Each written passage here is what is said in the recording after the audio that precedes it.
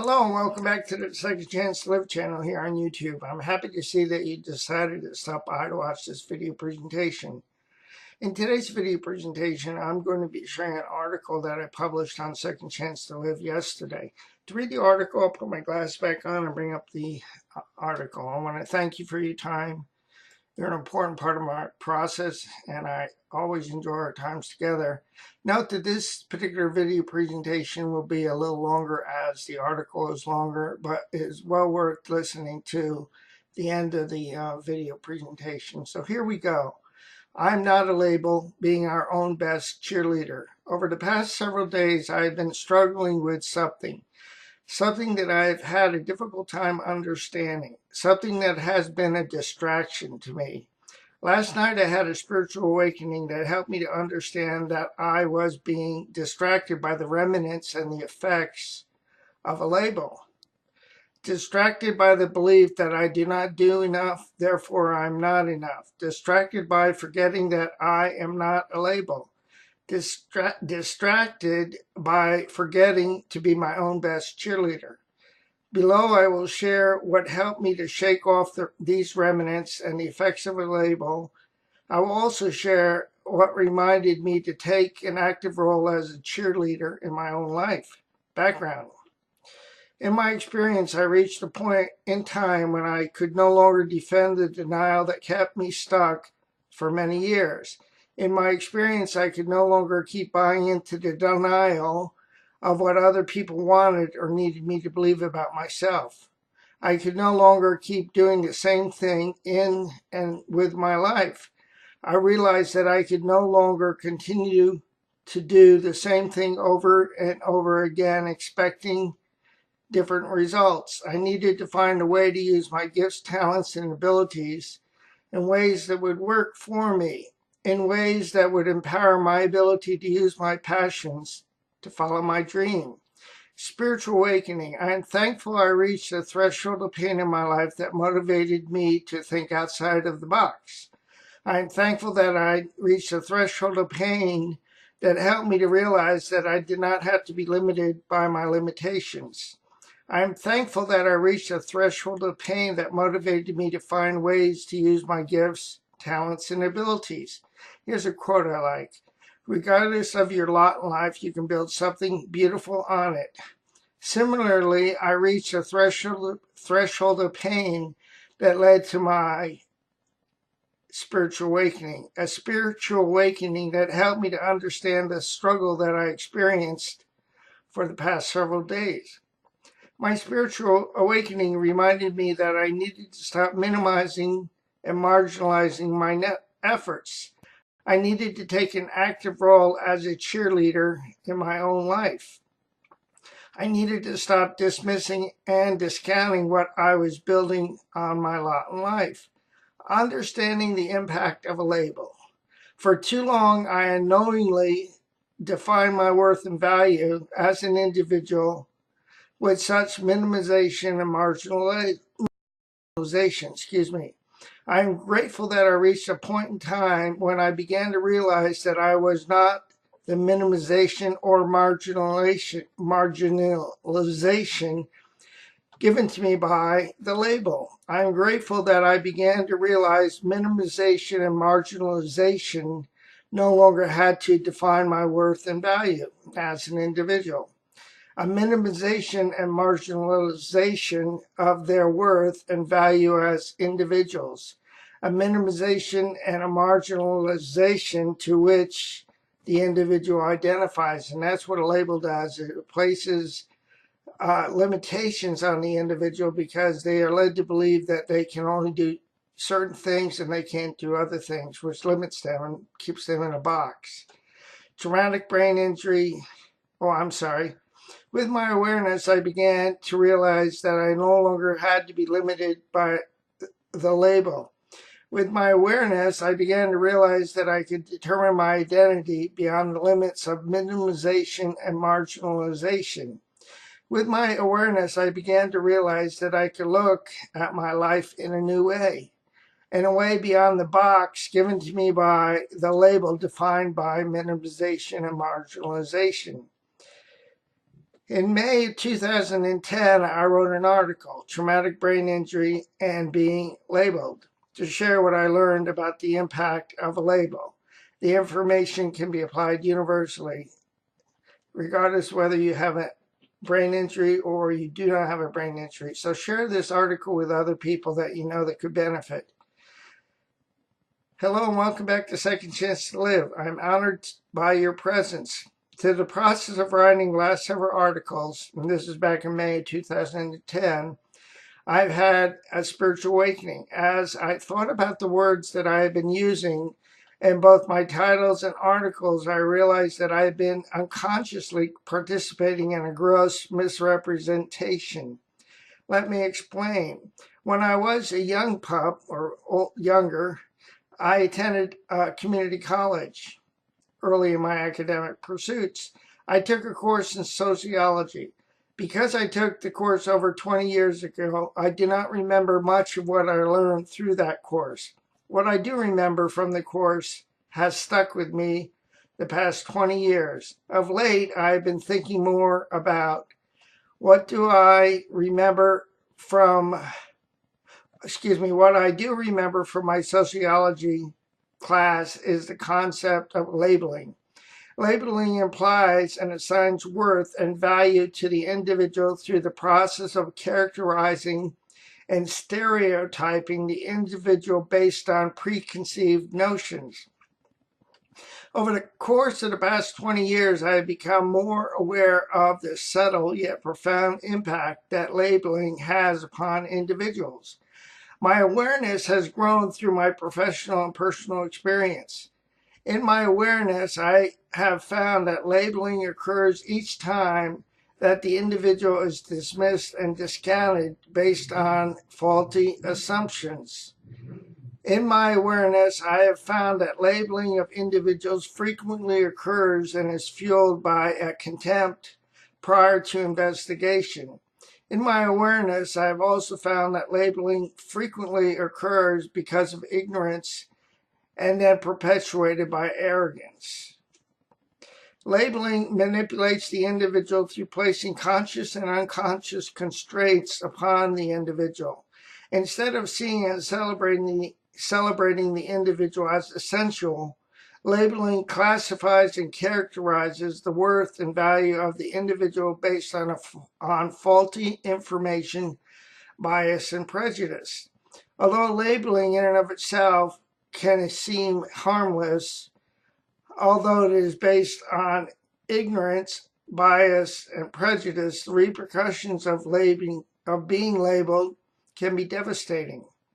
If the individual or individuals being labeled buy into and internalize the assumption of the label, the individual or individuals may find themselves unconsciously identifying themselves with the label.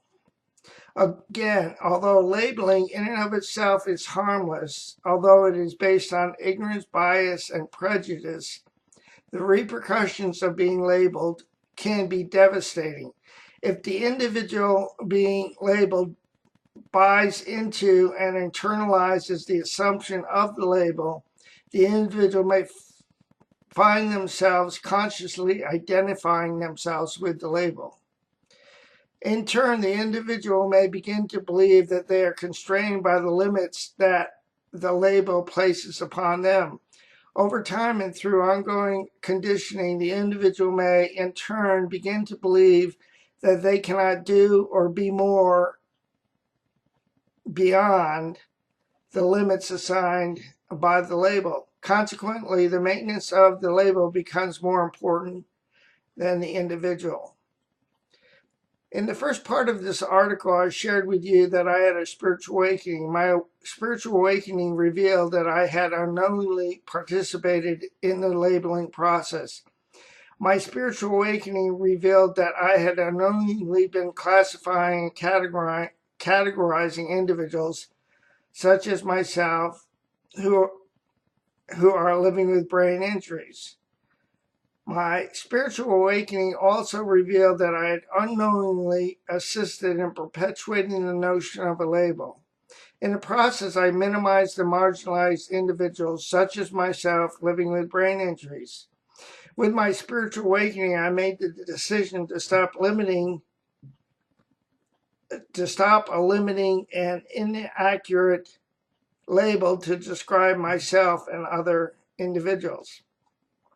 I made the decision to no longer refer to myself as, I made the decision to no longer refer to myself or to other individuals as traumatic brain injury survivors. I made the decision to start referring to individuals such as myself in an accurate and empowering way. I made the decision to start and begin referring to people such as myself as individuals living with brain injury.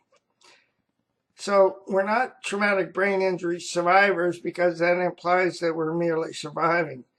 But by saying individuals living with brain injuries, with the impact of brain injuries, it implies that we are learning how to thrive in spite of having a brain injury. I made the changes from traumatic brain injury survivors to individuals living with brain injuries because neither you or I are our brain injuries.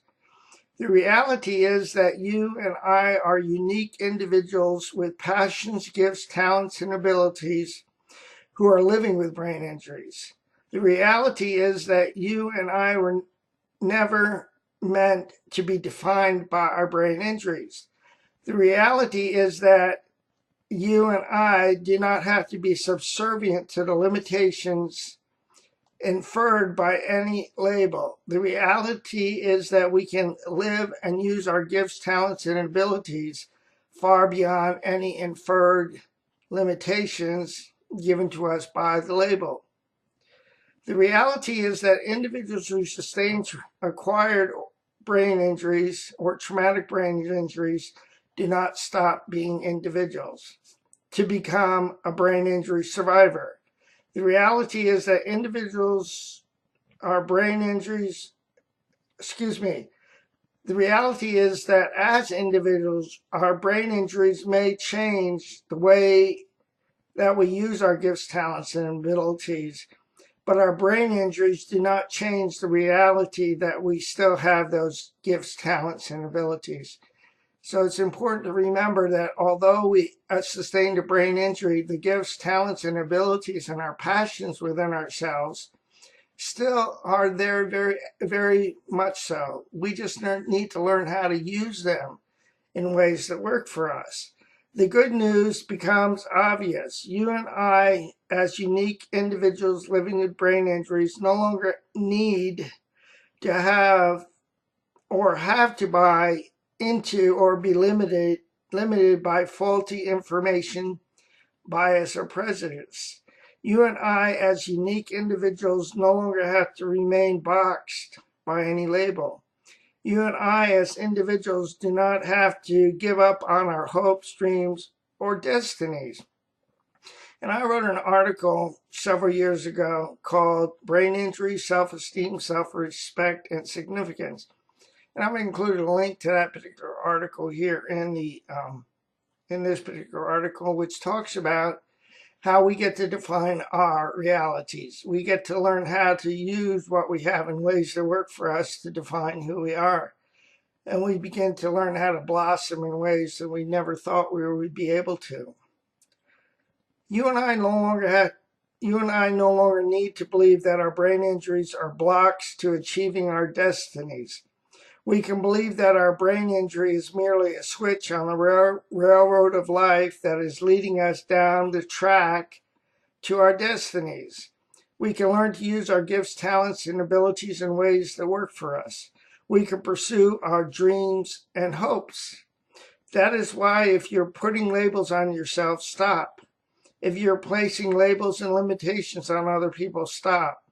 If you have people in your life who want to place labels on you, remember that you have a choice. What other people think of you or I does not make it so. What matters is what we think about ourselves.